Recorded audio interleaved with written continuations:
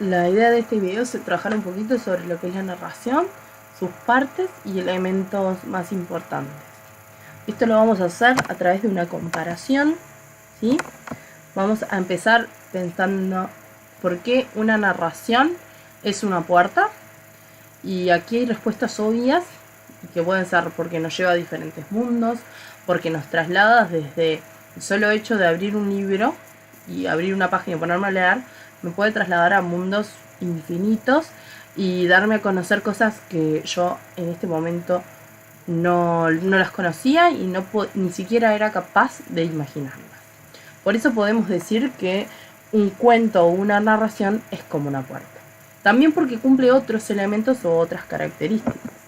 Si pensamos, por ejemplo, en sus partes, podemos decir que un cuento es parecido a una puerta, ¿sí? Cuando hablamos de... podemos decir, por ejemplo, que un cuento tiene tres partes igual que la puerta. Tiene el marco, la hoja de la puerta y la cerradura que va a permitir abrirse y cerrarse. Un cuento, en cambio, va a tener también un marco que tiene tres elementos que la componen, la hoja, que es la cadena o el tejido de hechos que se van a enlazar unos con el otro, y un desenlace o resolución, que es la cerradura, que es lo que permite que la puerta esté cerrada o abierta. Ahí entendemos. Podemos comparar a la narración con una puerta porque tiene tres partes igual que el cuento, que son claves, ¿sí? Ahora vamos a ir desarrollando de a poquito las características de estas partes. Por ejemplo, en el marco tiene siempre la misma función, que es sostener la escena, el escenario, crear un escenario para que la historia pueda darse. Lo mismo pasa en la puerta. La puerta sin un marco se cae, no hay con qué que se sostenga a la pared, ¿sí? Entonces necesita el marco. El marco se compone por tres maderas y en el cuento se compone por tres partes. Una de ellas son los personajes, a quienes les va a pasar las cosas dentro de la historia. Los personajes pueden ser diversos y variados, como ven en la diapositiva. Pueden ser reales, imaginarios, pueden ser parecidos a ustedes o no. Pueden tener personalidades amables, no, pueden tener diferentes características físicas. Eso no tiene límite, ¿sí? Otro elemento que tiene el marco es el tiempo, ¿sí? Y en los cuentos aparece expresado de formas muy ingeniosas y diferentes. Algunas las puse acá. Son pequeñas palabras o frases que nos dan la idea de temporalidad, de tiempo, ¿sí? ¿Cuándo pasaba tal cosa a un personaje?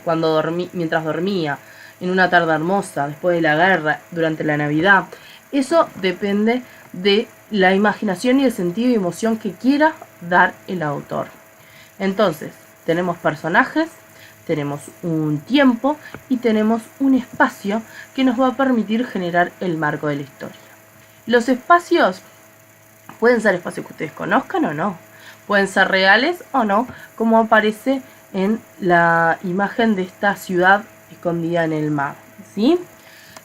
Los espacios sirven para dar escenografía, al igual que los personajes y el tiempo.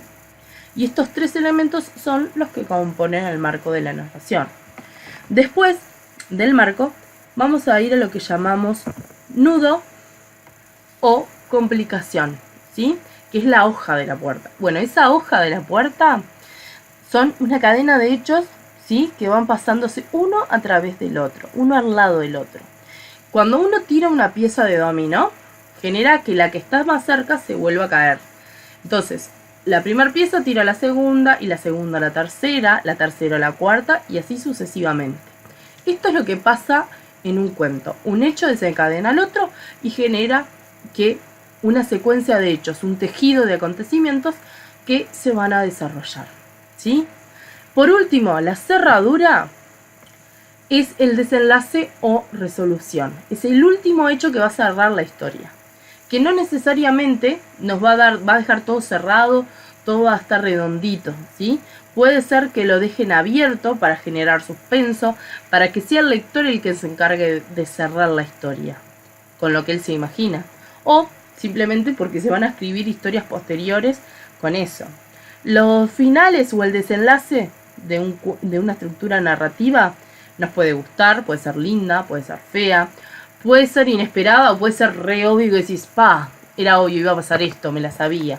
Puede pasar todo eso, ¿sí? Pero en sí el desenlace es el cierre que se le da. Es el punto o el hecho final, ¿sí? Entonces, volvemos a esta idea que un cuento o una narración son como una puerta porque comparten estas tres partes. Pero no es lo único que tiene un texto narrativo. También podemos tener voces. Dentro de las narraciones siempre hay voces. Una de las más importantes y la que es indispensable para la narración es la del narrador. Un narrador que puede contarnos la historia desde dos posiciones.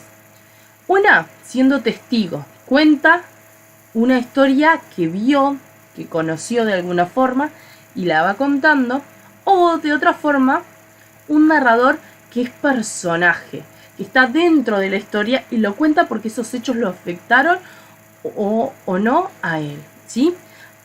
El primero es el que llamamos narrador externo y el segundo es el que llamamos narrador interno. Las otras voces que pueden aparecer en este discurso son la voz de los personajes. En este caso vamos a ver el discurso directo, que es la forma más ágil en que los personajes tienen para participar de la historia. En esta, el narrador hace una breve introducción y deja que el personaje hable. Luego puede hacer alguna acotación de cómo dijo eso el personaje o cómo se sintió él al decirlo, ¿sí? Lo vemos claro en el siguiente ejemplo. José se acomodó el bolso y le dijo a una chica a su lado: hoy es un buen día para enamorarse. Ella se sonrojó y le respondió con una leve sonrisa. Ahí vemos al principio la voz del narrador y cerrando también la voz del narrador, ¿sí? En el medio vemos entre guiones la voz de los personajes. Por último, ¿cómo logramos estos efectos? ¿Cómo logramos dar emoción a los textos? Es a través de las descripciones. Porque son el detalle de un mundo, ¿no? Lo que nos va a hacer entrar en el mundo y creernos que es real y que es posible eso. ¿Cómo logramos esto? Con descripciones, y que es una forma de explicar y de pintar con palabras un mundo, ¿sí? Las descripciones nos damos cuenta porque siempre van a responder a la pregunta de cómo. Cómo son los personajes, cómo es el lugar, cómo se sentía, cómo era el tiempo en el que se desarrollaba esta historia, ¿sí? Es responder esa pregunta a lo largo de la narración nos permite llenar de colores la historia que queremos contar. Por último, para terminar los detalles de esta historia, de esta presentación, lo que nos queda es pensar por qué una narración es como una puerta. ¿Qué elementos las hacen parecidas? ¿Sí? ¿Qué tienen en común y qué tienen de diferente también podría ser? ¿Sí? Eso es algo que le queda pendiente para ustedes. Igual que este otro punto. ¿Cómo creamos cuentos? ¿Qué tenemos que hacer para crear cuentos? Para describirlos. Para crear esos mundos llenos de colores.